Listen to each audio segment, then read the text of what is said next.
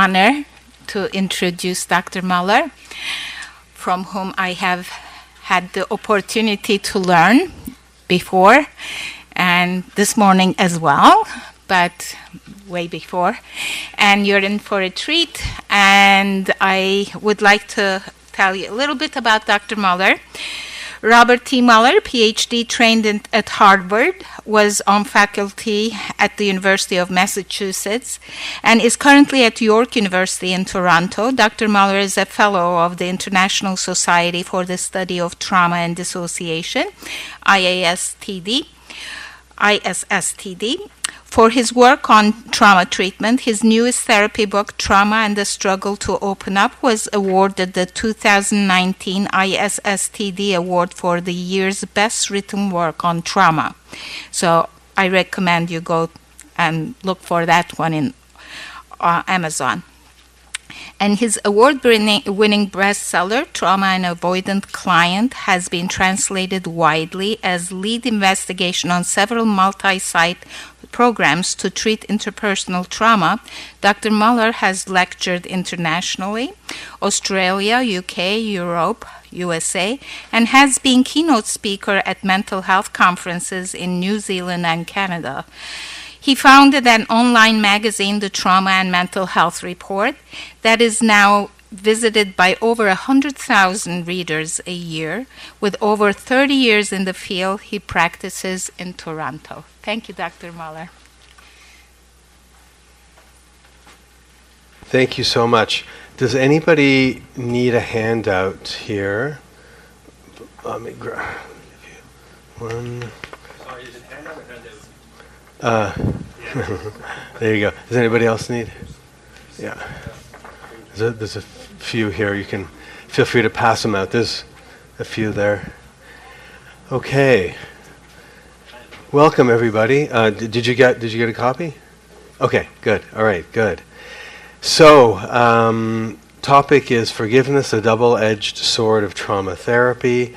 So we will be talking about different aspects of forgiveness and sort of through a critical lens. Much of the work that I'll be talking about is from my book, Trauma and the Struggle to Open Up, so you can find many of the things we talked about there. Okay, so when we say a double-edged sword, there's a theme that derives from that clearly, and what I'm putting forward here is that in trauma therapy, the wish to forgive does sound compelling, and it can be a relief to some. So, of course, there are those who have been through trauma who find that reaching a place of forgiveness of some kind is helpful to them. However, it can also be a burden to others. The idea of forgiveness can be a burden. And so I do contend that in trauma work, as a therapist, the concept of forgiveness is, in fact, a double-edged sword. Before I start talking about what I mean by that and specifics, let's take a look at a case. And this particular case is the case of Michelle Alexander. Michelle Alexander is an African-American woman, a lawyer, professor, who also writes for the New York Times. So she wrote a piece in 2019 called "My Rapist Apologized." And we're going to read a little bit about that. From that, I'll read a couple of sections from it, some excerpts, and it'll give us an opportunity to maybe play with this idea of forgiveness. So she writes, I did not call my mother after I was raped, but I called her immediately after I learned that I had gotten pregnant as a result. It was my first semester of law school, and I was terrified that everything I had hoped for my future was suddenly unraveling before my eyes. At the time, my father was unemployed. My mother was working a minimum wage job, and miraculously, I was at Stanford Law School with a chance to pursue my dream of becoming a civil rights lawyer. But now, everything was falling apart. She writes, I was devastated, emotionally wrecked, not only because I had been raped, but because I was pregnant with my rapist's child. I wondered out loud whether I should just quit law school and give birth to the baby that had been forced inside me. My mother listened quietly. She then told me that she too had been raped at about my age. She was raped by her boss when she was 20 years old. It was her first sexual experience. As my mother choked back tears, she said she never wanted her own daughter to experience the same fate. I found it difficult to face what had occurred. Like countless women, I found a way to blame myself. Why did I drunk dial him at midnight? Why did I say he could come to my dorm room at that hour? Why didn't I scream? He wasn't a big man. He was rather skinny, muscular, but lean. Couldn't I have fought him off? I did say no over and over, she writes, and tried to stop him, but his hand slipped over my mouth to silence me, and his forearm pressed down across my shoulder to pin me to the mattress. I didn't call the police, not after he left my dorm room and not after I discovered I was pregnant. I never once imagined that calling the police could help my situation. It could only make things worse. I envisioned prosecutors, courtrooms, interrogations. Now, my own situation proved highly unusual in one respect. The man who raped me admitted what he had done and apologized. My rapist called the day after he violated me and left an awkward message on my answering machine saying he was sorry about what happened. He did not use the word rape. He asked me to call him back. I did not. More messages were left in the days that followed. Each time he sounded more distraught, more apologetic, more despondent. On the day I learned that I was pregnant, I finally decided to call. I wanted to punish him with the news. Look what you've done to me. I wanted him to know that his actions had consequences, and this was something we'd both have to live with for the rest of our lives, no matter what I decided. Well, when he answered the phone, he sounded relieved that I had finally called. I interrupted his efforts to apologize yet again to deliver my news that she was pregnant. After a long silence, he asked quietly, "Are you sure it's mine?" I nearly threw the phone against the wall, but instead steadied myself and told him coldly, "Yes, you did this to me." "Oh no," he sighed, a long pause. "Are you going to keep it? It's your choice, totally up to you."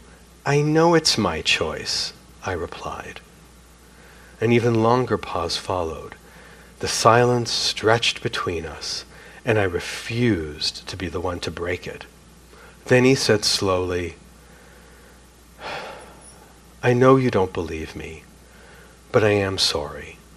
I didn't give you a choice. I will never forgive myself for what I did."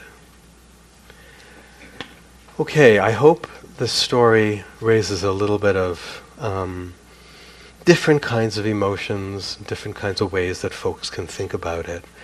But let me ask you to, what are some of your thoughts as you hear my discussion of that? Anything that comes to you? Yes. I heard in California there was a lot of incidents of people suing their neighbor because they didn't apologize when the dog bit them. So they made a law in California that you can't use it in court, that a person comes and says they're sorry that the dog my dog attacked me. But they found that when people just felt like they were apologized to, it cut down the court cases. That's really what propelled people to take their neighbor or whoever it was to court, because they felt like they were being they weren't owning up to that. They were owing an Well, it's interesting. We'll think about the issue of the apology in a bit, and we can sort of think about kind of what makes a good apology. What is an apology from a psychological standpoint?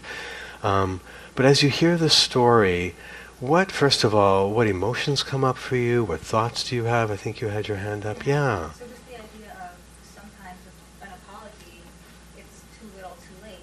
Right. Like how helpful is Mhm. the apology to her right now?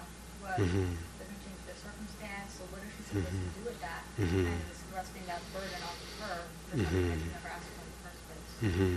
Really Right. complicated. Right. Exactly. Okay. Good. Yes, you had your hand up. Yeah, so firstly, I noticed more like a somatic reaction, Okay. and I'm noticing... Can you share is it okay if I ask you to share what your somatic reaction was? Yeah. Feeling nauseous and queasy. Okay. And at what point in the story did you find yourself feeling that? So I'm going to tell you the thought that I'm having, and then I'll tell you that's when Okay. when I was recognizing that my clients are not that lucky to have somebody reaching out to them that wants to Okay. apologize. The world that I live in is a world of with the abusers, the perpetrators are typically the parent of of my client, and they're not, or whatever the case might be, step parent, but caregiver, and they're not even owning that they did something. There's no conversation. No one's running after. Mhm. So, Mhm. and I apologize for saying this, but I'm like, my clients are not that lucky. So Mhm. I'm hearing it from a place of, wow, what a gift she has. Mhm.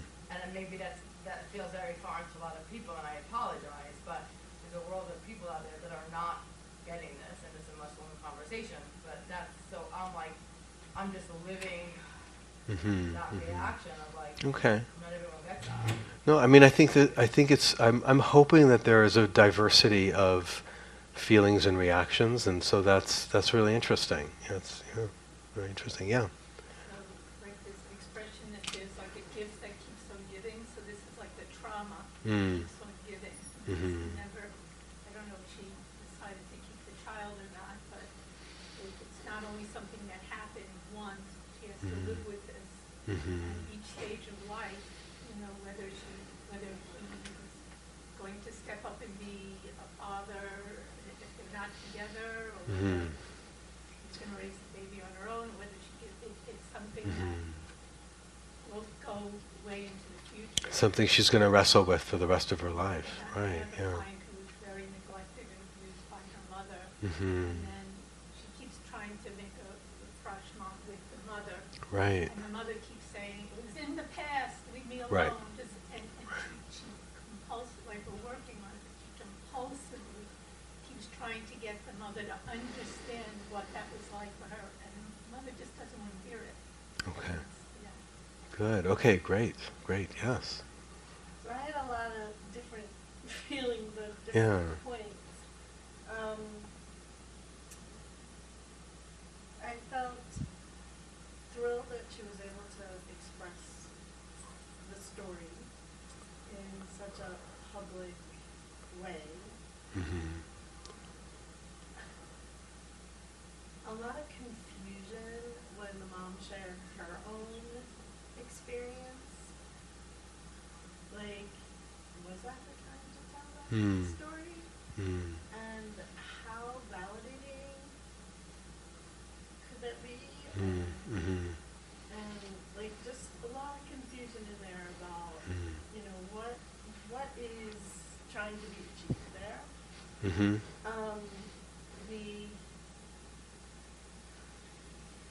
It felt empowering that she was able to write the story, empowering in that she was able to not call her Mm. Mhm. and to actually create that distance and that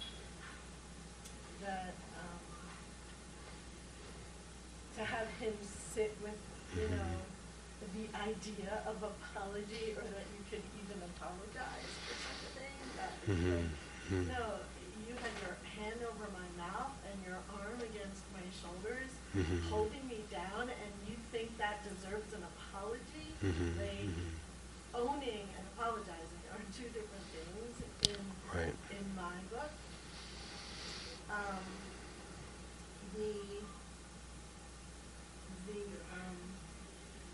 I felt like there was so much regulation on her side in the sense that she was actually able to think through so many parts, and I don't know how long it took her to get there. And it was really Mhm. like for her to say, I'm going to call him and show him what he did to me.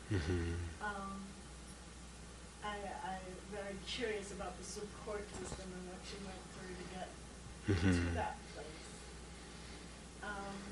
So there's just, like I said, Yeah. there was A lot of questions, yeah. No, that's great. That's great how you're sort of framing the myriad questions that can come up as a result of a story like this, and that's why I wanted to sort of lead with last comment, and then let's unpack. Yeah, no, please, yeah, go ahead. I was actually sort of reflecting on the way his apology robbed her of her opportunity To yeah, to have her own process. yeah, right, Didn't get a chance to be angry, to kind of throw herself in. yeah. That opportunity. Yeah. Okay, so it's okay. Great initial thinking about this, and as you pointed out, the story raises kind of more questions than it answers. Some of them, what is the place of forgiveness of the perpetrator in trauma recovery? I mean, is that part of trauma work, in fact, even? When is forgiveness helpful? How can we help clients navigate forgiveness? And how does an apology fit in, if at all? So these are some things. So let's start with the issue of the apology, and I will say that the problem with, or one problem with apologies is that they are in fact often very confusing and can lead to confusing feelings in the client. A sense of, perhaps in some people, a sense of relief, and perhaps in others, a sense of indignance. Like, how dare you think that an apology would solve this? So it has different effects on different people. And has the perpetrator actually even apologized? What is a good apology? And in fact, there's some interesting stuff written about this, particularly in legal writings. So law professors have written about this more so than psychologists, actually. And it turns out that all apologies are not created equal. There is such a thing as a better apology. Now, that may or may not mean that the person who has been transgressed against is obligated or not obligated to respond in a particular way. But there are apologies that have a greater likelihood of hitting the mark versus those that can easily miss the mark. Richard Wiseman, who is a professor at Osgood Hall Law School, that's the law school at the university where I teach, York University in Toronto, has written a book called Showing Remorse. Thank you so much. A book called Showing Remorse. And in it, he analyzes different legal, so he's a law professor, and he analyzes different legal cases where there was some sort of transgression, and what apologies looked like, what they didn't look like, how do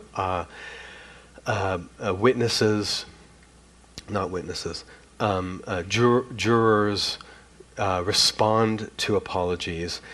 And he looked at Timothy McVeigh and the Oklahoma City bombing and his stoic reaction, which led many of the jurors to feel that, members of the jury, to feel that he clearly didn't care.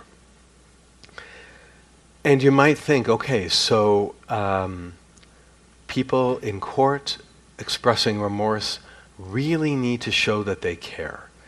But that's not necessarily true either, because it also turns out that sometimes when there are lots of tears and when there's lots of distress, it may be seen as a manipulation. So it's extremely challenging to assess what appears like an authentic apology. But what he does say is that when members of the jury feel that when they judge that there's an authentic expression of remorse, whatever that means to them, and it can mean different things to different people, but people want an authentic expression of remorse. I found that really compelling, and I think that that's also true for clients. Wiseman also talks about the combination of an authentic expression of remorse and taking responsibility. Now, Wiseman is not a therapist, and he's not writing for therapists. I simply read this and thought, this is really relevant and interesting to this issue of apologies. And so I applied it to a case that I saw, and so this is in Trauma and the Struggle to Open Up. And this is the case of the dentist. So let's take a look at this issue in the case of the dentist. This is page 105 in Trauma and the Struggle to Open Up. The section called All Apologies Are Not Created Equal. So this is me writing now. One couple I worked with came for counseling following an affair the husband had had with one of his associates. Despite all that had happened, both husband and wife said they wanted to work things out between them. As I often do with couples, I hold individual meetings with each to better understand their early personal histories. But I don't form any illicit pacts, keeping secrets with one member of the couple from the other, and I told them so. In his individual session, the husband confessed the affair had lasted years longer than he had admitted to before. He had a large dental practice, and he had pretended over the years to go on many conferences with his associate, but was actually spending days away with her. The secrecy of the affair and his dishonesty were feeling unbearable to him. I encouraged him to come clean. If he wanted to do couples work, his wife would have to know the truth. So he told her later that day. In the next session, a meeting with the two of them, the wife was still in disbelief from the news. You see? I can't believe a word that comes out that passes through his lips. Turning to him, she says, "Aren't you sorry at all?" He took a deep breath, leaned forward, and looking her squarely in the eyes, replied with, "I'm sorry you were lied to." To which she marched straight out of my office and slammed the door behind her. To his utter shock, the apology had failed. The following week, I was astonished to see them back in my office. I had figured they were gone forever. And as we unpacked, "I'm sorry you were lied to." An apology so limp as to render itself lifeless. I wondered out loud about his use of the passive voice, "You were lied to." Using language that was cut off personal connection to his own actions, he was being evasive, shirking personal responsibility, keeping feelings of remorse far away. It was an effortless, painless, self-protective apology. In his inability to show vulnerability, for remorse requires great vulnerability, he was only digging himself deeper.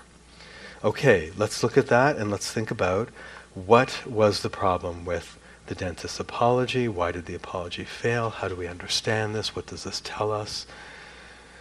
Any thoughts? Yes? Why did they came back the following week? They did come back. Why did they say they came back? So that's a great, so that would be a question you would want to ask, right? Like, what's going on here that they were willing to come back, right? Well, my thought was, as you're describing Mhm. it, was even that apology that he gave might have had some authenticity to it from him. Okay. Or in their relationship, Okay. where she might have accepted some of it, even though she stormed out and slammed the door. Later on, she might have thought about it more, Mm-hmm. and maybe it affected her. At least they came back to your office. So it's a really good question, because different people's reactions to apologies are different. So, good. Let's put a pin in that. Other other thoughts. Yeah. Somebody who hasn't spoken yet. Yes. I agree in terms of the passivity of it.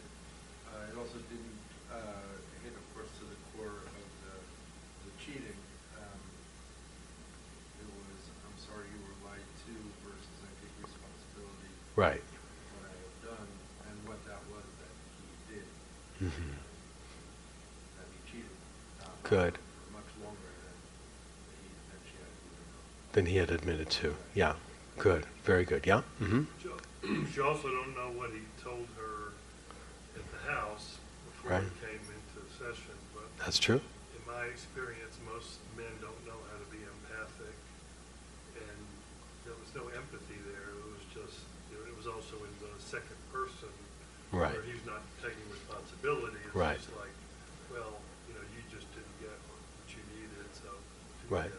Right. Okay. Right. So, and that would be Richard Weissman would say that was a poor example of showing remorse and taking responsibility, based on the kind of things he wrote about when he wrote about that. Yeah. And you might actually hear that as sorry, not sorry, right? Okay. Yes. I don't think she really was able to take the whole thing in. She was still in denial, Mm-hmm. thinking that maybe perhaps this could be fixed. I don't think Mm-hmm. it wasn't helpful, that thin apology to help her really get to the place where she really understood the depth of the betrayal. Right. Okay. Yeah, and betrayal is an important in trauma. Betrayal trauma is one of the toughest to treat. When people feel that they have been betrayed, there's a sense of, often a feeling of despair about the world. Like what kind of world is this that we live in, where someone who I trusted so much could hurt me so badly? Sometimes it leads to existential questions. Is there even any reason to think that anybody, or that there's any purpose? Or, yeah, betrayal trauma is tough. It really cuts at some really powerful internal experiences. Yes, last comment, and then we'll. I know the way I receive it is Yeah. that he had no way to express, because he had talked to you about how this was like driving him crazy about how awful he felt, and that he didn't have the skills to, like, there's no relationality here, and that that's maybe one of the reasons he had the affair in the first place. Right. Is that there's that missing piece of connection, of understanding each other and being able to express to Right. each other. She Right. had one expectation, and he hasn't been able to meet that, and she hasn't been able to express it in a way that they can come together. So it raises a really interesting question. That's a great comment. Is this somebody who doesn't have the capacity for remorse? Or is it just that he doesn't know how to show remorse? And again, like Richard Weissman, when he was writing, he was talking about what people accused of crimes show, because that's what we're talking about when we're talking about juries. That's what do they see and what does the person show. He wasn't talking about psychotherapy. Applying this to psychotherapy, going a little bit deeper, there's what the person shows and there's what the person's actually feeling, and is there an authenticity to this expression of remorse? Okay, so all right, how do we work with this? Well, first of all, it's really important in therapy to help the client unpack their personal reactions to apologies.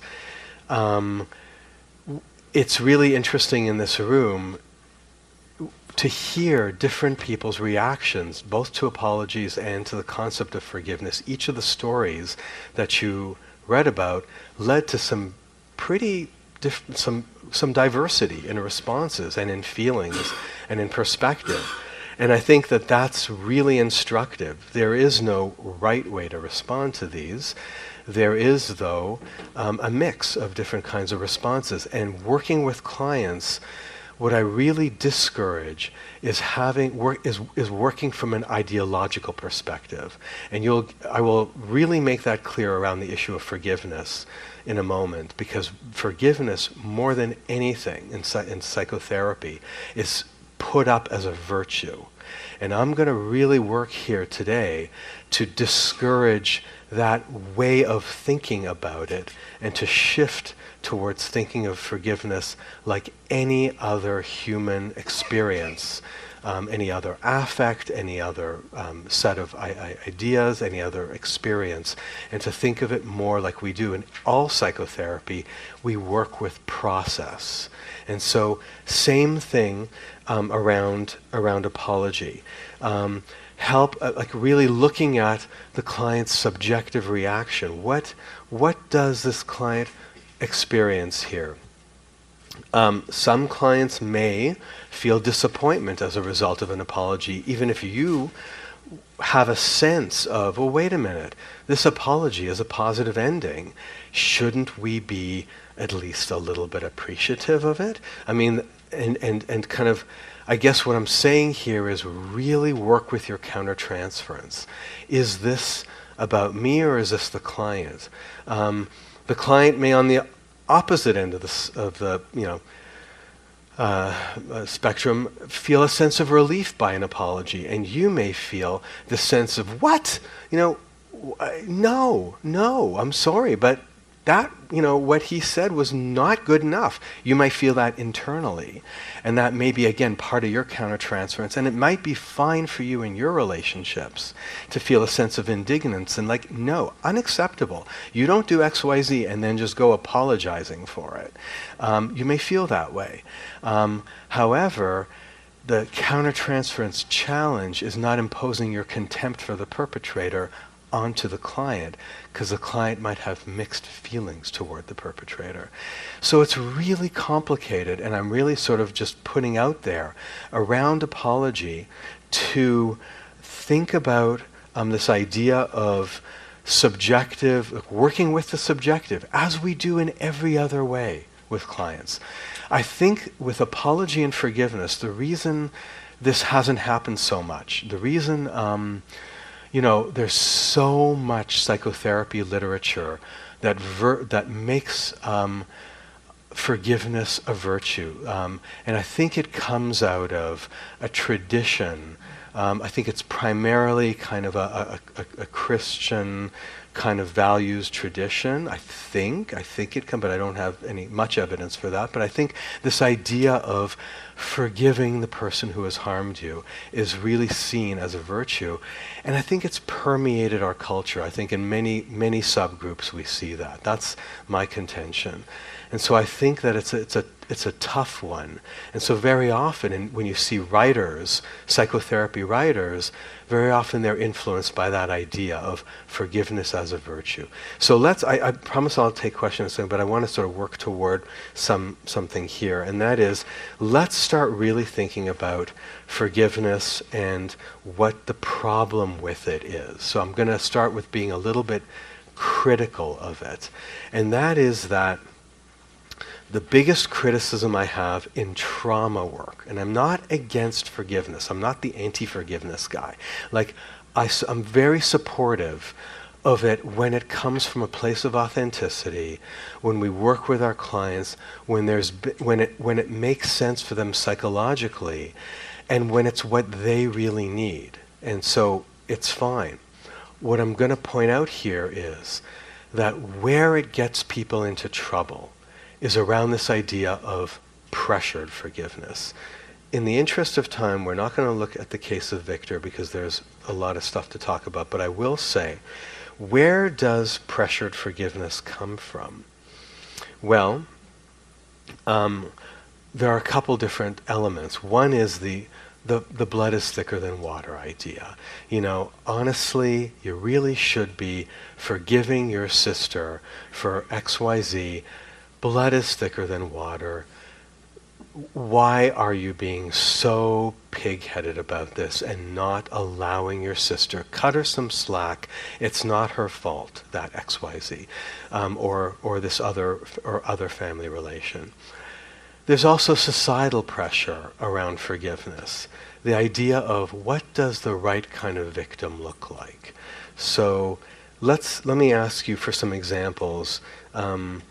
What does the perfect victim look like if you are going to think about this issue?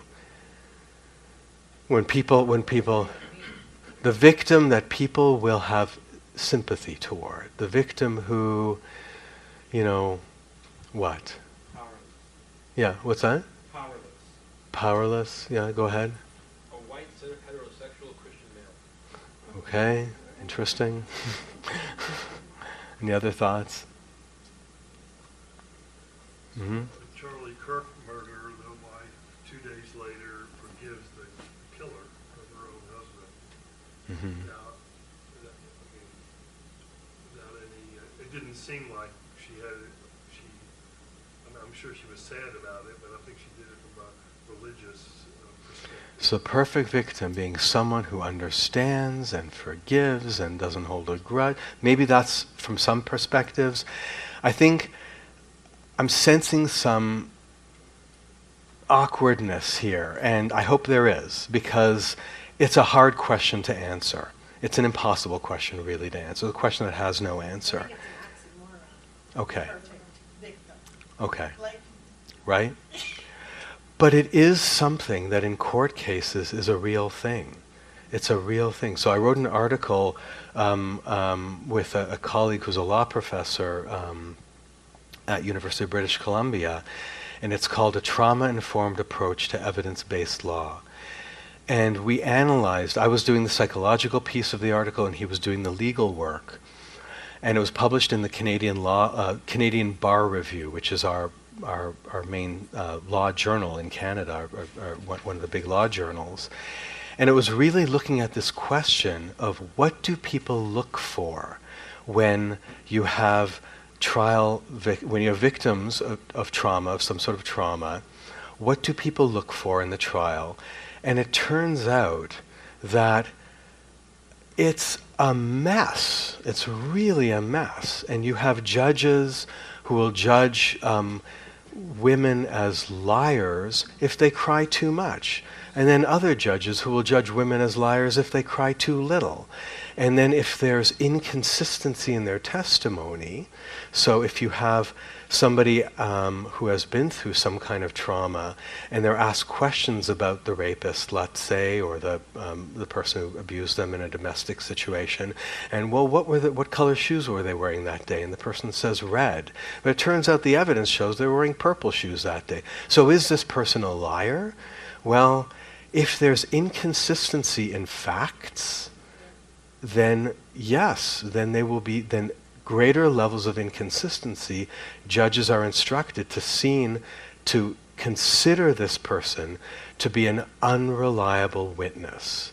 And remember, when you're a witness, if you're a victim of a crime, according to, in common law, you are seen as a witness. You're not, there as the victim. You're there on the witness stand because the person who has perpetrated this criminal act has perpetrated against the state, or in our case in Canada, has perpetrated against the head of state, which is, I guess, King Charles.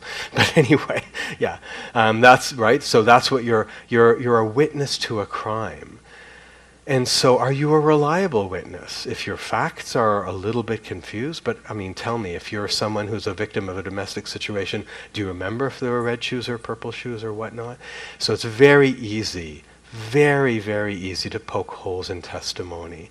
And so you get these people who become the imperfect victim, the kind of victim who is then judged by others as being liars. And so it's incredibly challenging, the pressures to not go to trial and to just forgive and forget. The societal pressures are huge on many, many victims of intrafamilial abuse. There was a question at the back. Yes, Joe? Is there also a need for the victim to be pure? Like if the victim Right.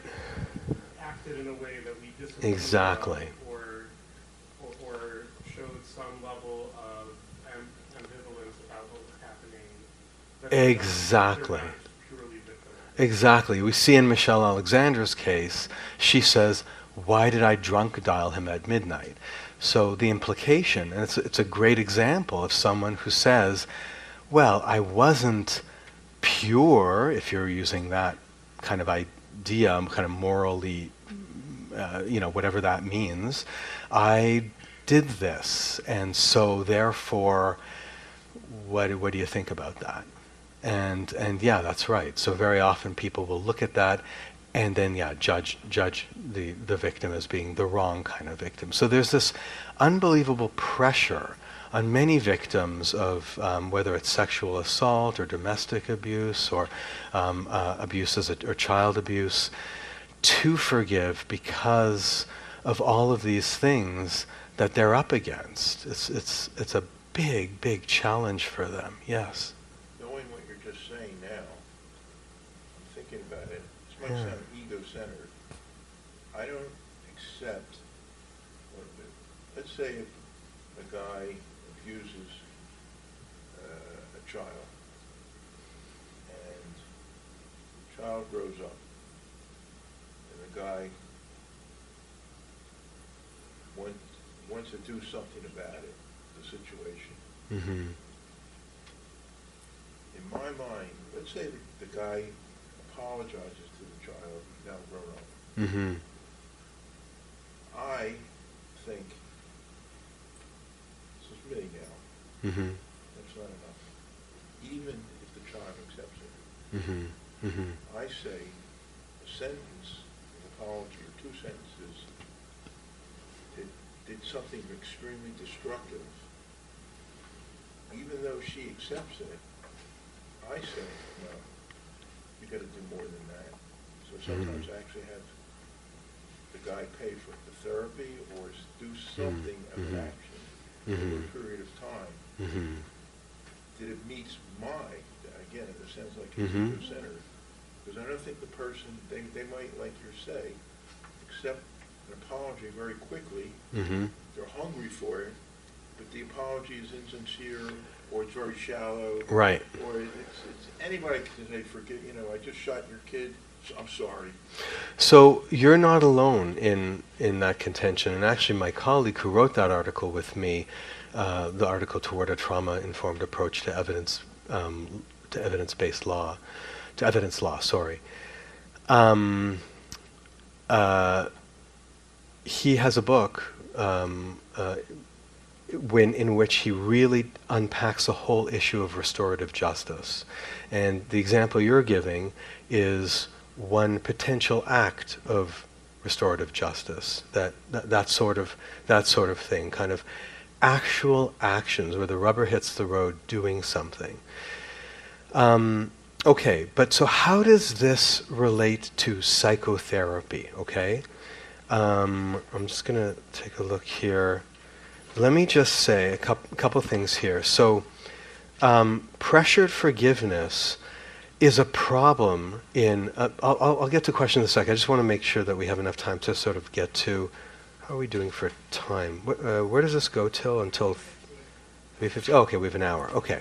So, why do we care about this issue of pressured forgiveness in therapy? So, and I'm going to sort of... encourage us to shift from thinking about so much philosophically what's right and wrong, although that's a fine exercise, whether it's philosophically, religiously, morally. I think those are great exercises legally to think about. But for the purposes here, how does this relate to therapy? What does this actually mean for clients that you're working with?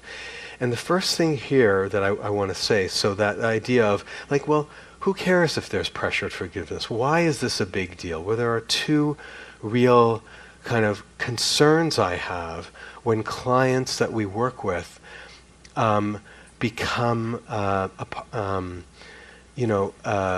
affected by this idea of pressured forgiveness, whether it's through family or through friends or just a social pressure or through their church or some other group or synagogue or whatnot. If they feel this pressure to have to forgive a certain subgroup of people, forgive a person. Well, first of all, my biggest concern is that pressured forgiveness leapfrogs over the actual therapy process, the psychotherapy process. When Judith Herman in 1993 wrote Trauma and Recovery, one of her biggest insights, one of the insights that I think sometimes gets lost when we start doing very technique-y kind of psychotherapy for trauma, is that a big part of the therapeutic work is mourning a loss. And the losses are very important. In this case with Michelle Alexander, regardless of whether she chooses to forgive, doesn't forgive, has an abortion, keeps the child, I mean, we don't know the end of that story, right? She knows the end of the story, but we don't actually know from this little piece the end of the story. Regardless, what are some things she had to mourn? Like what did she have to mourn? Yes. The loss of choice. What else? What's that? Loss of innocence. Exactly. Here she was, a 21-year-old young woman in her first year of law school, sort of excited to be a civil rights lawyer, and this happens, and major loss of innocence. All of a sudden, there's a sense of the world as being a lot uglier than she once thought. That's a huge loss. Anything else that... Sorry? Dignity, loss of a sense of dignity, like, wait, this is, somebody's imposed themselves on me, I no longer have a sense of self-determination, yeah? Loss of identity. Virginity, loss of virginity, that's right. I was going to say loss of identity, but yes, absolutely. Yeah, no, and I work with a number of clients who've expressed that, and it is a big deal. It's a big deal if it's a big deal to the client. And it's tied up in feelings about worthiness, it's tied up in their feelings about their relationship with their religion, with God, with lots of very, very important things. Who am I now? Am I valuable still as a partner and as in the role that I want to have in my life? Absolutely. So there's a lot of loss here. Where am I? Here I am. Okay. So Judith Herman's insights around mourning are really, really important, and I strongly recommend that folks take a look at Trauma and Recovery. I'm going to read you something that shares a little bit about myself, actually. It's in the very beginning of Trauma and the Struggle to Open Up. And so the idea of some of the mourning that has to happen in trauma work. It's on page 2 of Trauma and the Struggle to Open Up. I get asked a lot, this is me writing, how did I develop an interest in trauma? I used to have a ready answer, one focusing on the intellectual side of me, my interest in research and clients and so on. All true, perhaps, in part, but a more honest answer was something I appreciated only in my early 40s. My interest in trauma stemmed from my past, from my family's history. My parents were school-aged children during the Holocaust. They grew up in Budapest, Hungary. As Jews, their lives were, at the time, in constant danger, and they survived only because of a combination of luck and the goodwill of a few non-Jewish family members who took great personal risk to help them. As a young child, my mother was separated from her family, given false papers, and put into hiding with near strangers. It was a sensible strategy under the circumstances. But she was only 7 years old, and it was a huge, huge burden for her throughout her life. With no family around for long stretches, my mother came terrifyingly close to having her identity revealed. Some adults were keen to betray her as Jewish. It was only a fluke that she survived it all. As for my father, his father was killed. He was murdered. And after the war was over, my father, still a boy, learned a trade and went to work. He had to help support his family. My father became an upholsterer. In my own consciousness, shaped by the stories told in my family, the legacy of the Holocaust was the loss of childhood. It's hard for me to imagine the terror my parents felt as children, terror so many others felt as well. The stories occupy a large space in my mind. Families cope with trauma in different ways. Many share stories about the past, but many cope through silence, protecting themselves and loved ones from the truth, because, after all, the truth can be unspeakable. Okay, so I share that as kind of my own experience with the idea of loss. I mean, personally, I will say I grew up in many ways with parents who didn't really know how to be kids.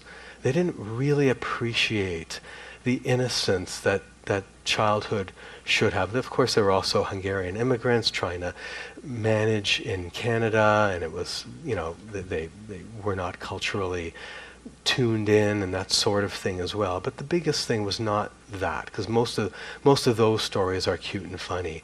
The really painful part is much more about them not really being able to understand childhood as they lost their childhoods at a very young age. And so mourning that loss, and my mother has actually, like when I went into psychology, I went into therapy, and then like 6 months later she said, I'm going to do therapy too, which is, if my mother, that was just like super weird for her, super weird.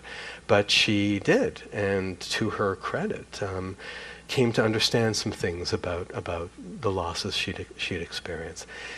Okay, so what is there to mourn? There are many different things to mourn. We have a few examples here. I just wanted to share mine as a kind of a way of orienting. And I think we all have something to mourn, and we all get attracted to trauma work.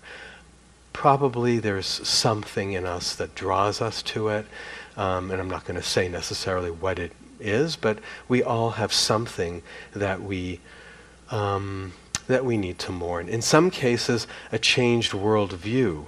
The question of why me? And so when we talk about these kinds of questions, like I mentioned in my last presentation this morning, if you're doing good trauma work, if you're doing good work around mourning and loss, existential questions should come up. Existential questions don't have answers. And for some people, religious answers work well for some people. For others, not so well. And that's okay. Different people will need to grapple with their existential questions in different ways. The issue is not about the answer. The issue is really about asking the question. And so, why me? Of all the people that my grandfather could have molested, he had 9 grandchildren, why did he pick me? Is there something, do I have the word sucker plastered across my forehead? Why me? Or another question, why not me? Why did my sister have to go through it? I don't understand. She was so little, and she went through this, and my grandfather did nothing I don't understand. Why not me? What did I do? And sort of living with a sense of survivor guilt. And these questions don't have answers, ultimately, but in the process of asking them, and in the process of the therapist simply being curious and giving space for them to be asked, with curiosity, without judgment, the work of mourning is where the heart of trauma work lies, I think.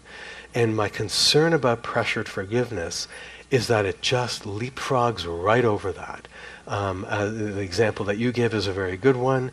Something terrible happens to a loved one, and then 2 days later, boom, I forgive. It's unimaginable to me that such a person I feel sad for, because they've really lost the opportunity to really think deeply about what happened to them and what the meaning is in their lives. And my worry is that it's going to come back, as Freud said, the return of the repressed, that it's just going to come back to bite them later. Okay, so before I move on to the next big concern I have with pressured forgiveness, yes, question, thoughts? I'm actually just worried about what another participant said before, which also relates to forgiving the perpetrator, that with allowing a perpetrator to pay for therapy, that could be one of the pressures in forgiveness. I guess you could call it a double-edged sword. Right. But allowing that to be the form of amend, I guess you could call it. Amends, yeah. Would be, I think, would set pressures. Like, so I've paid for 15 sessions now, or I've paid for 30 sessions now. When are you going to forgive me? Or even other people maybe say, Yeah. he already has paid, or she already has paid for 30 sessions. How long are you going to, what is this? And then maybe calling the therapist, or all those things that can happen. At the same time, I do Yeah. see value, but as I said, double-edged sword. Double-edged sword, absolutely. And so this is where, and that's actually come up in discussions. I don't know how much you know about Canada's Indigenous population. I won't go into great detail, but I'll just say that Canada 100 years ago did horrible things to our Indigenous folks, and we only have started dealing with it about 15 years ago, so in very limited ways. And so the question of restitution, restorative justice, is one that's being discussed a lot in Canada. But yeah, I mean, like, and with each sort of action, is this just buying forgiveness? Is it not? But then again, how do you actually show it through action that you're in fact apologizing? So yeah, it's a tough one. Okay, let me move forward just to make sure I have enough time here. Another point I want to make about the problem with pressured forgiveness is that very often what it can do is it can have the impact of undermining anger and indignance. And anger and indignance are really important emotions. Yes, they've gotten a bad rap sometimes, when people talk about anger, anger management and all of that. And I've got no problem with helping people be able to self-regulate and deal with their anger so that they don't hurt others. I got no problem with that. But what sometimes can happen is that it can be part of a cultural value which devalues, which says, don't be so angry. A lot of, honestly, there's been a lot written about this. A lot of black women have written about how, when they get upset, they're labeled as an angry black woman, and other people as well. So this idea of anger is an interesting one, and it can be a moral response to injustice, and it can also be a vehicle for change, whether we're dealing with corrupt systems or something else. And in therapy, what does this look like? Well, in therapy, this means that with those clients who struggle with anger expression, those clients who, and I get this a lot with many trauma clients, who say to me things like, Dr. Muller, I just don't understand. I'm hearing about all these things about Syrian refugees and people, and then what happened in this part of the world and what happened in that part of the world, and those are the people who've really suffered. So my uncle molested me. Shouldn't I just get over it? Why am I making such a big deal? I mean, I grew up in a nice house and I had food and am I wasting your time? Right, that kind of thing. And so with clients like that, it's a real kind of challenge, because you might feel like, no, Kelly, you're not wasting my time. What you went through is really a big deal. And I may feel that, and I may express that, I may not, I don't know. But the question of your countertransference can be really triggered there, where you want the person, you can feel the anger that the client can't bear feeling. And so it's a challenge how to work with them so that they find that part of themselves that holds the anger that right now is exiled in Richard Schwartz's work in IFS, kind of a feeling that is exiled and split off from consciousness, rather than you feeling it for them and telling them they should feel this, helping them find different aspects of themselves so that they can find that part of them that does in fact feel, no, this wasn't okay. No, what happened to me was wrong. This is important for those clients who have trouble with anger expression, who are, those clients who are compulsive caregivers. Oh yeah, no, yeah, I've had it tough, but you know what? I manage other people and I take care of them and I'm good to go. Those kind of individuals, sometimes compulsive care, John Bowlby talked about that. People who have trouble being able to be vulnerable and to find and express those vulnerable feelings because they've been exiled, they've been split off, and it's hard for them. So part of the work there is helping them find those aspects of themselves. Not you telling them, but giving space for it to be naturally found through the work. Very often those feelings are held in ambivalence. So the person may have cut it off, but what I talk about in my first book, Trauma and the Avoidant Client, is that cutoff is never 100%. Cutoff is porous. And so they may be defensive and cut off certain feelings, but those feelings poke through at times, and listening and noticing them and giving them space for expression is part of the work, so that then the client can find these parts of themselves and be able to mourn the losses that up to now they haven't been able to be able to say, yeah, reach a point where they can say, yeah, I am really angry about what happened, or I'm really upset about what happened, or this is not right, and to be able to mourn that loss. Does that eventually lead to forgiveness? Maybe, I don't know. But the mourning piece is the piece that has to happen. And what's the clinical problem with pressured forgiveness? It undermines safety. What might happen is you might have a client who returns to a dangerous situation without really having had a chance to unpack their feelings. It may undermine their sense of self. We talk about gaslighting in trauma, that the person feels a certain feeling, but is told not to feel that, and that can be a little bit crazy-making for clients. Forgiveness, precipitous forgiveness, or pressured forgiveness, can be used as a way of avoiding painful feelings. So it can actually be used as a defense mechanism. And again, that's where it's a problem, because the person hasn't really found expression for these feelings that are there. Forgiveness can be used to avoid feelings of sadness, anger I mentioned before, hurt. And at the end of the day, it doesn't ultimately bring a sense of relief. So what do we do? What we do is we've help the client reframe forgiveness as a psychological process. This is not actually hard to do. It's actually not that hard to do. It's really something that is hardest if you adhere very strongly to the idea that forgiveness is a virtue. If that to you is extremely close to your heart, that forgiveness is next to godliness and that sort of idea, what I'm asking you to do here, will be more difficult.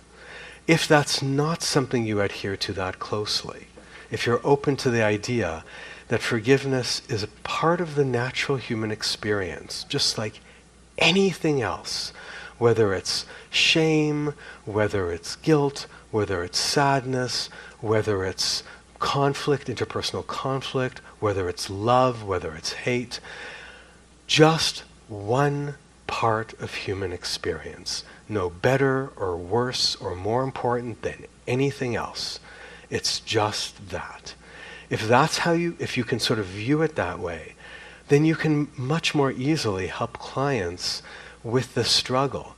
Because then you can ask all kinds of questions that you would ask about anything else. The client says, I feel ashamed about such and such. You'd say, oh, tell me about it. When do you feel ashamed? The client says, I'm feeling so betrayed by my family. Tell me about your family. What's going on? Like you would ask this about anything else that would come up, you would ask it. Forgiveness is no different. It's not a forgive, don't forgive kind of scenario. When you talk about, do I forgive them? Well, I forgive them. No, I don't forgive them. When people use that language, that kind of black and white language, it derives from the idea of forgiveness as a virtue. I'm not ready yet to forgive. That idea, I'm not ready yet to forgive. I haven't reached that high spot that's so up there, but one day maybe I will. Again, that views forgiveness as a virtue. If you can sort of shift away from that and think of it as a process, then it can allow for all kinds of questions. It can come and go with ups and downs. The client says, my sister says, I'm such a jerk for not forgiving Grandpa. I don't understand, but she says I'm a jerk. Do you think I'm a jerk, Dr. Muller? And so then I might explore, tell me a little bit about that. Well, because shouldn't I forgive him? I mean, he's a good man. He's a lawyer in the community. He's a good guy. And, he did, and let's say she told, he did that thing I told you about a couple of weeks ago, but I don't know. And so then I might be curious, and I might say, well, tell me about your feelings about forgiving him. Like, what's that like for you? Well, I don't know, I'm confused. You're confused, okay. Sometimes I just feel like I'm being... So sometimes you feel like forgiving, at other times you don't. Tell me about the times that you really feel like forgiving. Help me understand that better. Now, Kelly, help me understand those times that you really don't feel. So by simply asking it that way, with curiosity, I'm creating texture. I'm not creating it. I'm giving space for her to create texture. And by simply asking it that way, it opens the door to things like, forgiveness can be something that I feel more or less forgiving at a certain point in time in my life, one that changes as life changes. It can be partial. I forgive this, but not that. It can be subjective. I struggle with it, but my sister feels this way, but I'm struggling with it. Oh, okay, that's interesting. You and your sister have a different perspective on this. And it frees them from pressure to forgive to choice to forgive. What else do we help them do? We help the client reduce their self-judgment about forgiveness. Listen for judgment about forgiveness. I really should. Listen to should words. The CBT folks, I'm primarily, as you can tell, psychodynamic, but there's a lot of cool little tidbits that I've gotten from CBT over the years. I love their interest in should statements. I think of them very much as a failure of internal curiosity. It's really a retreat toward obligation, toward a sense of role and responsibility when people say should. And it's exactly the same thing you hear a lot. I really should forgive my grandpa. What's wrong with me? Tell me about should. Notice. It's so interesting, Kelly, when you say you're angry at him, but you should forgive him. How do you understand that? Again, I don't know what she's going to do with that, but notice judgments about forgiveness. Help the client explore them, explore their meaning, explore their self-imposed pressure to forgive. So who exactly is pressuring you? Is your sister telling you you have to forgive? No. She's not telling me I have to forgive. No, no, my sister's great. Okay. So wait, then I'm confused, Kelly. If your sister's not telling you have to forgive, then who's telling you? I mean, I guess me? Like, I guess I feel like I have to forgive? Huh. Okay. Help me understand that. What goes into that? Help me understand that. Well, are you saying I don't have to forgive? I don't know. I mean, I didn't go through what you went through. I have no idea whether you should or shouldn't. But I'm curious about, what do you think's going on for you this week that you're feeling this feeling more now? You could have raised this 3 weeks ago. What's going on for you that you're feeling this now? So that's a mentalizing question. That's a self-reflection question. And it treats forgiveness just like anything else. The client who's feeling shame, what's going on for you that you're feeling shame now? That would be a very common question I would ask. Same kind of questions I would ask around forgiveness. Helping the client explore their self-imposed pressure to forgive. Helping the client explore contradictory feelings about the perpetrator. I should, well, my grandpa was blah, blah, blah, but he was also blah, blah, blah. And he was like, he's a good guy. Yeah, that's confusing. Some of her best memories were going to a baseball game with her grandpa. She felt close to him and didn't feel close to very many other people. And yet, there's this other thing that happened. And so the story is complicated. And so you might feel like this is wrong that her grandpa sexually molested her. And you might be right. Maybe it is morally wrong. But for the client, it might be more complicated than that. It might be like, well, yeah, but he also took me to those baseball games and nobody else did. And so I don't know what to feel. And so if you really are keeping your countertransference in check, you're aware that, yeah, you can feel a lot of different things towards somebody all at the same time. And so you forgive this, but don't forgive that. You feel this, but also that. Like this, exactly the way we would with anything else in therapy. In this way, we shift away from forgiveness as virtue toward forgiveness as psychological process. Okay. Questions before we move on? I'm sure there are many. Yes? Question, is the flip side something as well? In other words, there are times either internally or, let's say, systemically, where there's pressure to not forgive. Yeah. Right? In other words, like, I don't know, my sister is still so angry, and she's the oldest, and you have cases sometimes where the older sibling is going to bat for me like crazy. Uh-huh. Right? And feeling like part of me is feeling like I am ready to do some forgiveness. But I would feel like I'm betraying my sister. Right. Or sometimes betraying the safety. After years and years, sometimes it's scary to take a deep breath and move towards yes, act. That's right. Absolutely. 100%. And that's where it would be really important to be aware of your countertransference. I think it's very easy. What's that? Both ways. Right? Both ways, because you as a therapist could feel contempt for the perpetrator, and that contempt can be really powerful and hold you back from giving space for the client to do something that they need to do.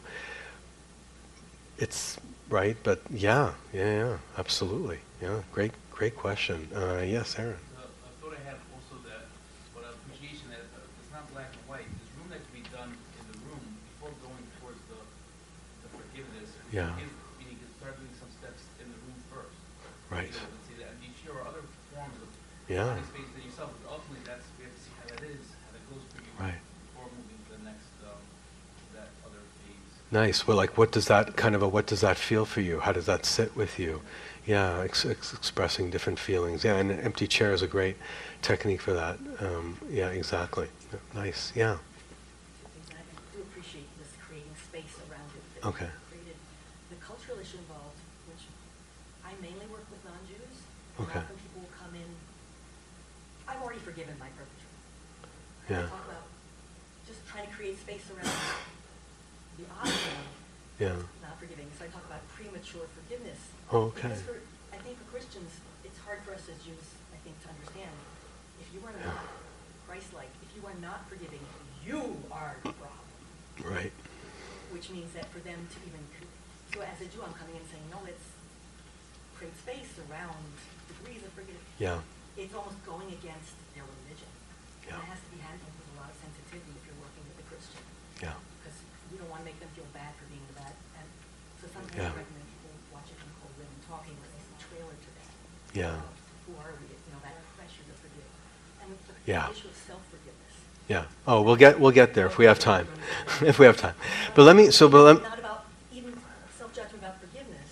Yeah. But self-judgment about what they may have done in the situation. Yeah. To not forgive themselves. Yeah. That's Yes. more emphasis on that. I'll get. Hopefully, I'll get there if we have time to. Let me say this. I also work with a number of my clients. I have Jewish clients. I have Israeli clients. I have clients who are religious Christians, clients who are religious Muslims. Toronto is a very, very multi-ethnic city. We had large waves of immigration over the last few decades. So, and I agree with you. It's a real challenge. As someone who's Jewish, I do talk about in Chapter 5 of Trauma and the Struggle to Open Up, a client where the metaphor of Shiva, and in this case it was sitting Shiva for her dog, which may seem like a funny kind of idea, but it was actually exactly what she needed. And she wasn't Jewish, but I did share something with her from my culture, and sort of, now this is not something I typically do. This is an unusual thing, but I did. And in her own way, finding space to do that was actually helpful. But it was something about her and her interest in that sort of thing that led me to do that. With other clients, I have clients who have been told by their priest, go back to your abusive husband because divorce is a sin. And then others who have been told by their priest or minister, no, of course not. I mean, God would not want you to such and such, and absolutely no. There are reasons, you know, your life is more important, and this is dangerous, and of course you would be forgiven if you had a divorce, and they're Catholic as well. So there's diversity within all the communities, and you get different people with different kinds of issues and hang-ups and emotional connections to different religious and in different kinds of churches, and the subjectivity is so important, is what does it mean to this particular person, and how do I work with that person around the metaphors that matter to them. But I think regardless, you can think of forgiveness as a process for them at the pace that they can bear. And so, yes, it's true that they may feel like, no, this is not right from my religion. On the other hand, I would say, how interesting that they found a Jewish therapist. I mean, they could have found a Catholic therapist who would have told them the exact, from a kind of church that would have told them exactly what, that they shouldn't be, and instead they found someone from outside their religion. And so you'd wonder what part of them is seeking a more textured approach to their own past. Why would they need to find somebody who's so far from their community what would feel relieving to them about being with someone outside their community? Is it in fact the case that your very different perspective may be exactly what they need? In part, even as part might be, in part they may struggle with it, would be something I would wonder about. One more question and then we'll continue.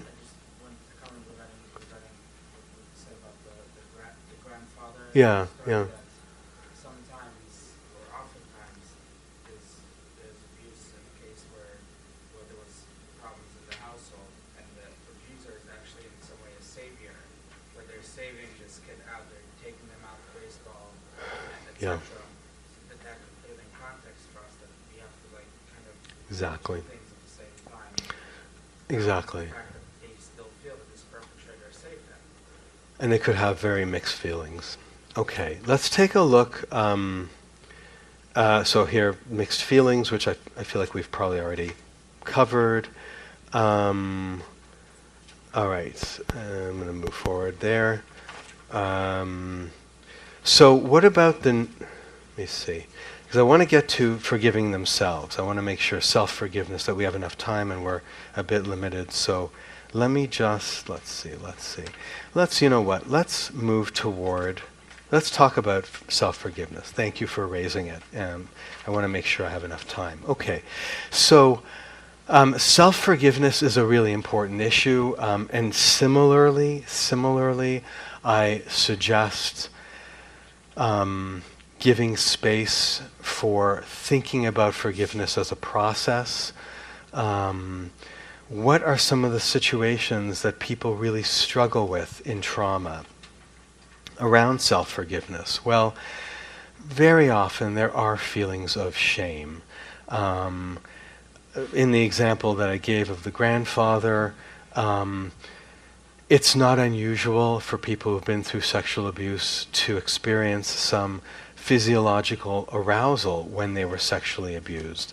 There's a book called Push, so there was a film, Precious, and it's about a black woman who grew up, I think in New York City, and terrible abuse. Now, it's a tough book to read. It's a beautiful book to read in terms of its poetry, the poetry of the writing, but it is a tough book to read because there's a lot of stuff in there that, high trigger warnings, I would say. But it's a really beautiful book in its own kind of sad and painful way. But one thing that it does a beautiful job of, among many other things, is really illustrating the incredibly uncomfortable feelings of sexual arousal that some sexual abuse survivors have.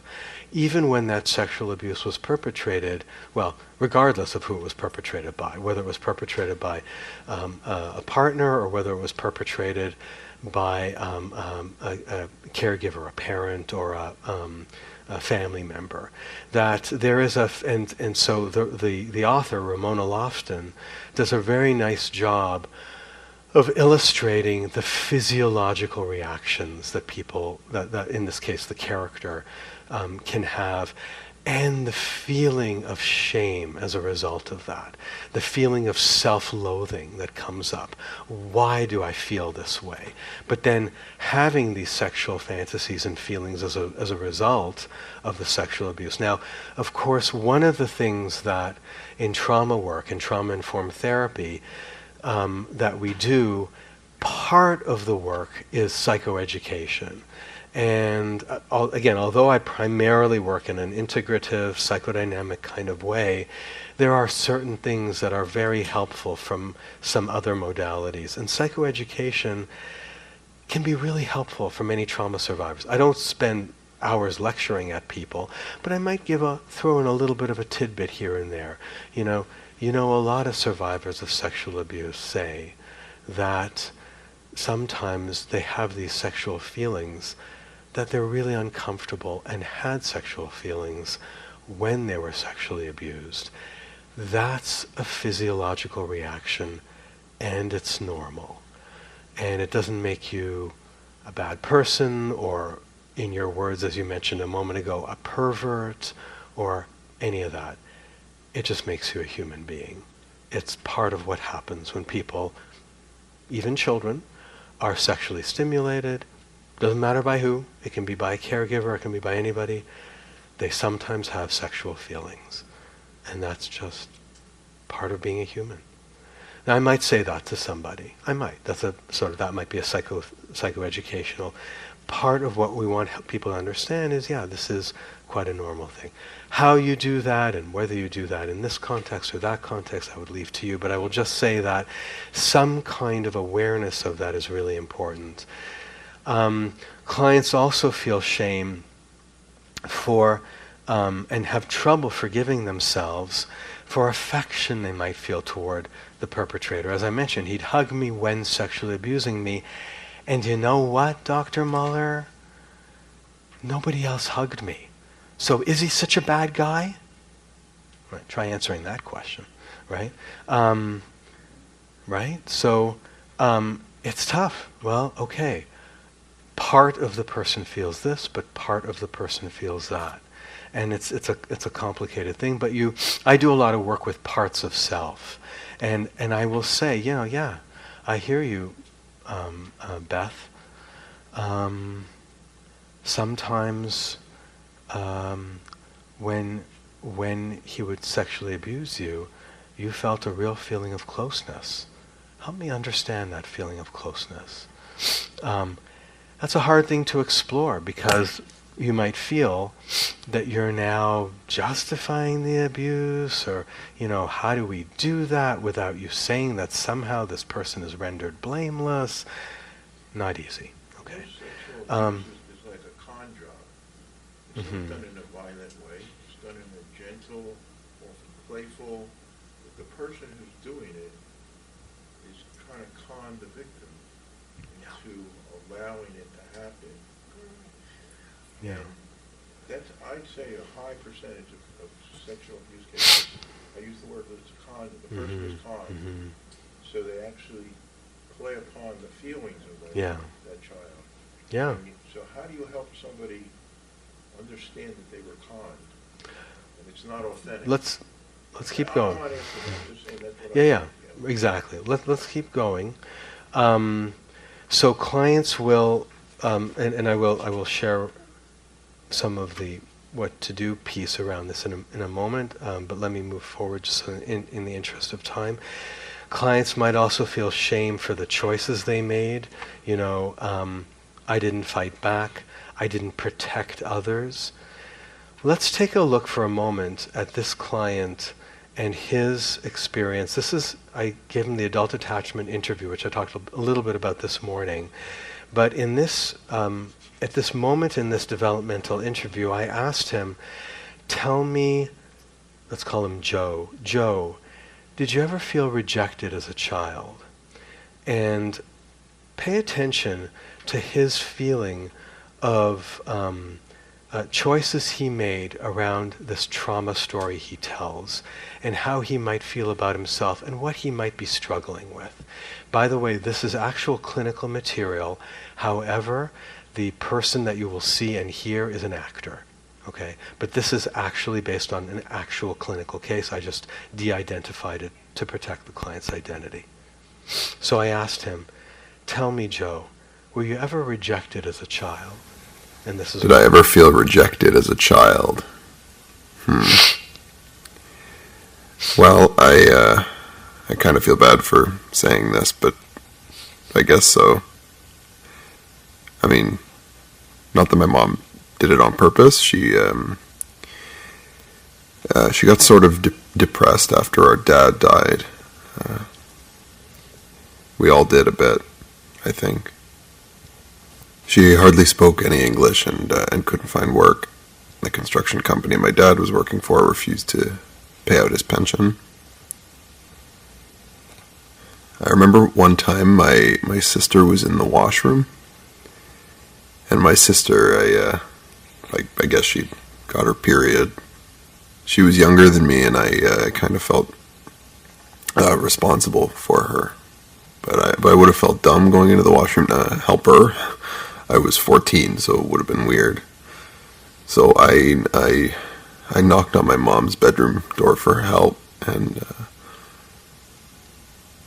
she was drunk again, and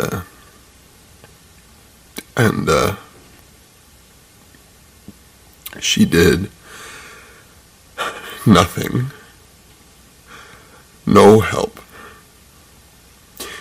Told me to go figure it out myself, and she just stayed in her room. She did nothing. My sister was crying. She was scared. She didn't know what was going on. I guess as I think about it now, I did feel rejected and hurt. It's true. As if we just didn't matter all that much. And I felt bad for my sister. She was just so scared and everything. I couldn't help her. I mean, I've done okay, but she's still got tons of problems. So, there you go. Woo! I wasn't expecting to tell you about all that. Okay, so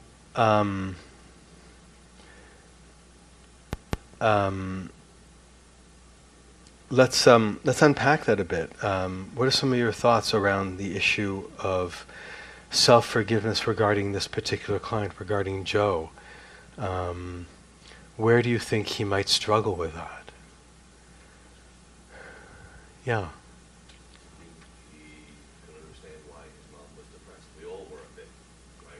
Yeah. Yeah. So, on the one hand, he's kind of feeling rejected at his mom and angry at his mom.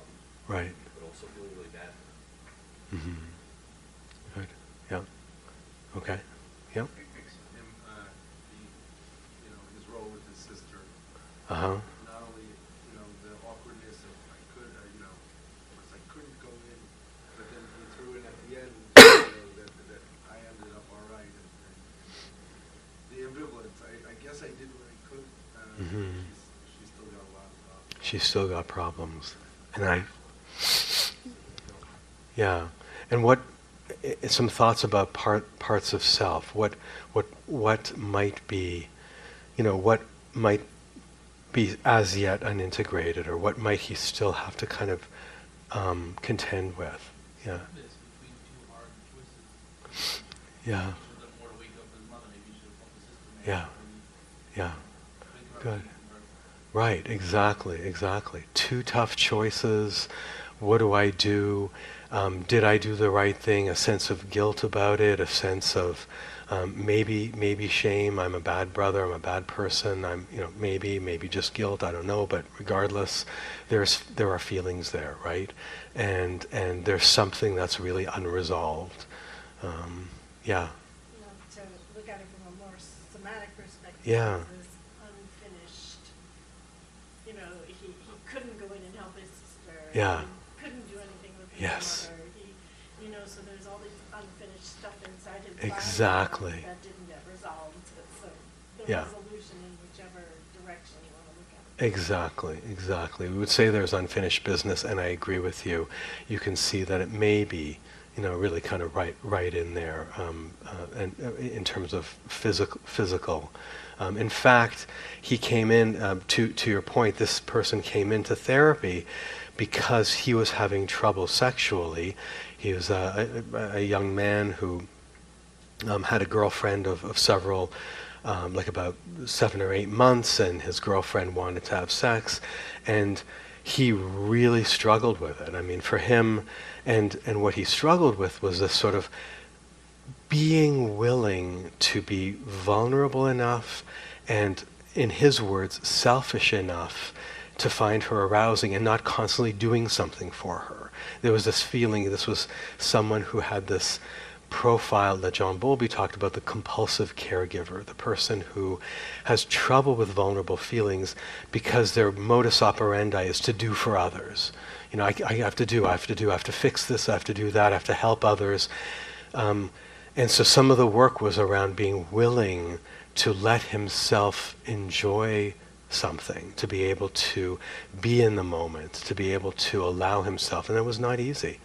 There was a feeling of, if I do that, I'm selfish, right? So now I'm doing it to try to repair. Yeah, good, okay. So we have a good sense here of how we're seeing this. So what do we do with clients who struggle with self-forgiveness? And well, part of what we do is we help the client by helping them integrate parts of self. The reality is that part of the human experience, and this is where, and I mentioned this morning, some of the work, I mentioned it here too, if you're doing good trauma work around loss, mourning, helping people unpack, process their trauma, you're also going to have a situation where some existential questions will come up. Like I mentioned before, why me? Why not me? Those kinds of existential. What kind of God would let this happen in this world is a question I have clients who ask me, and I have no answer for them. But I say it's a really good question, and we think about it together. Even though we don't come up with any answers, we think about it together.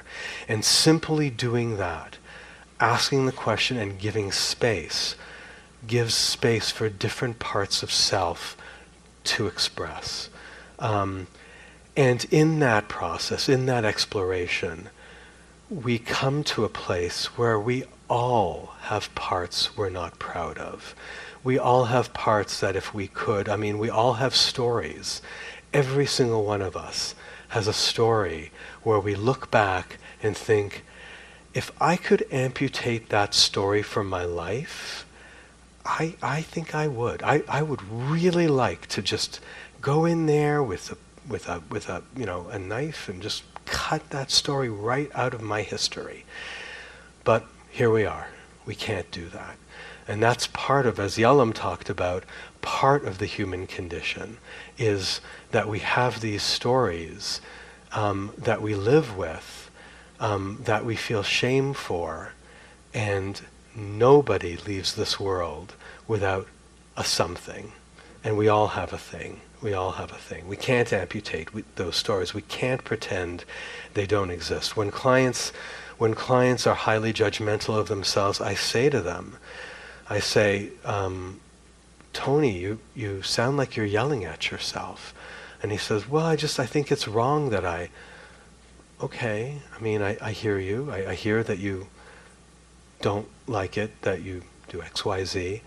And you can judge yourself. I'm not telling you what to do here.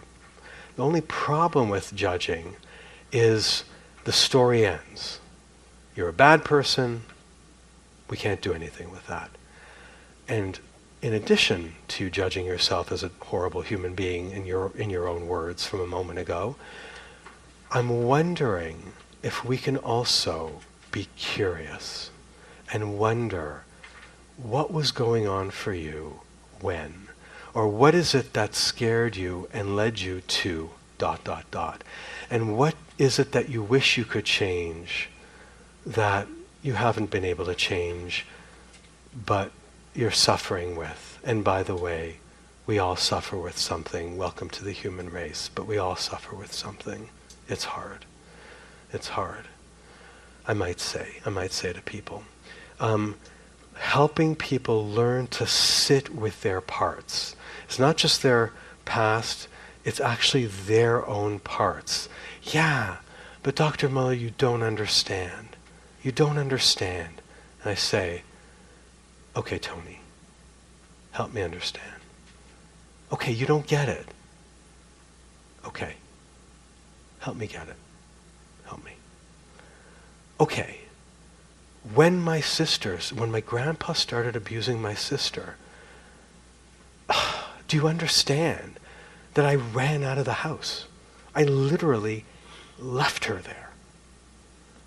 And I say, yeah, you did. I just really struggle with that. And I say to him, yeah, that's really hard. That is really hard. That is something that you are living with, that is sad and painful, and you wish you could change it and wish you could make it go away. But don't you think I'm a terrible person? No. Why would I think that? Well, I ran out of the house when my grandpa was abusing my sister. Yeah? So you don't think I'm a terrible person? No, not really. No. You're so weird, Dr. Muller. I get that a lot. I'm weird. Yeah, I don't try to talk them out of their feelings, but sitting with those parts and examining the meaning in honestly, in an Irwin Yalom kind of way. Irwin Yalom's classic books are still so instructive around loss and around the human condition. That's kind of what you need to do there. Will it lead to self-forgiveness? I don't know. Maybe. What I do hope is that it will at least lead the person to begin to bear these parts of themselves. And living with yourself, actually bearing that this was something you did and you're not doomed to have a horrible life, is a really important piece of the work. And clients ask me often, well, what happens at the end of therapy? Do I all of a sudden, what happens? And I say, well, here's what other clients I've worked with have said to me, where they've reached the end of, they feel their therapy. They still have a trauma story. The trauma story can't go away. But what we think about is that this trauma story is a chapter in your life. And it's a chapter, it's a book, your life. And like in any good book, each chapter affects later chapters. You can't expect to take that trauma story away or to get rid of the chapter. That chapter affected all the other chapters. And it's just one chapter. So what the rest of your life looks like as you write that book, I don't know. I mean, that's something that you and I can think about. And that's what I usually say to clients. So do they forgive themselves or not? I don't know. It's not something I'm necessarily gunning for, but there are some clients, many clients who I've worked with where they've reached that point, and I've have other clients who know, not necessarily reaching that point, but can they live with their trauma? Can they bear the feelings that go along with it? Much better at the end of therapy. And did they have a chance to mourn their losses? Absolutely. That's what I go for in therapy. Okay. Before we end for today, I was told I have only a couple minutes left, but I do want to have some time for questions. I want to let you know I have an online magazine, the Trauma and Mental Health Report. Just Google it. It's free. Short articles about trauma and mental health that you can share with your clients and you can share with your supervisees, or that you can read. This is just one example. Breaking the Cycle, Maternal Substance Abuse, 2-page article, written in plain English, so like a grade 10 or something, reading level. So it's very, very readable, and it really informs people about trauma. The project is as we write there, sharing knowledge on trauma and mental health with the community. These are my books, Trauma and the Struggle to Open Up, so you have that in your handout, and Trauma and the Avoidant Client. All right, questions in the last 2 minutes that we have. Yes, I know you had your hand up before and you didn't have a chance. Do you feel that a person needs to express anger in some form before they forgive the person? I mean, if someone has trouble expressing emotions that one would expect to be there in a certain situation, I'm wondering, where is that emotion? Like, where has it been exiled to? And so I would be really curious, and I would think, yeah, something's going on. Let's stop. Like, it's curious that and often these feelings that are repressed are expressed with ambivalence. So there might be like, it's so interesting, Kyle, you're furious at your best friend for being a lousy dad, according to what you said to me a couple weeks ago, but now you're saying that your dad did nothing wrong, even though if I'm correctly understanding, he did exactly what your friend's dad did that you just told me about a few minutes ago. I'm confused. Now, like that just might be a simple kind of, and I might challenge the person, and I don't know where that would go, but I will be curious. I wouldn't use that as a manipulative technique. I would say that if I really was confused, if I really was like, well, hang on a second, we're hearing different things here. What does this mean to you? Are we talking about different parts of you at different times? I might say. Well, what do you mean by parts? Well, let's say I've done some parts work with them. Well, like we talked about, Kyle, part of you sometimes feels this way, part of you sometimes feels that way. Is that what we're seeing here, where you're, in this versus in that, that kind of thing. So I do use parts work a lot in trauma work because I find it very helpful. And I find that you can do a lot of this process work using parts metaphor. I don't tend to adhere super strictly to IFS, but I do, I'm integrative and primarily psychodynamic, and I will draw on the parts metaphor because I find people use it well very often in the work. I think you had your hand up, or somebody else had their hand up, or you're sort of half have your hand up. Okay, yeah. Yeah. So we've spoke a lot about forgiveness and forgiveness as a psychological process. Yes. But we haven't named it's a psychological process of what? Because I think forgiveness is very subjective, and I'm wondering if before we go there with the client in terms of opening it up, it sounds like it's important to define for the client what exactly they mean. Or I would say that's a fantastic question. Like, where are you going with this? You're raising, or we're raising. Where are we going with this? What are you hoping? I mentioned this morning, I very often will say, if we were to, what do you hope? What do you fear? Those kinds of questions. Hope, fear. I often ask, what are you hoping?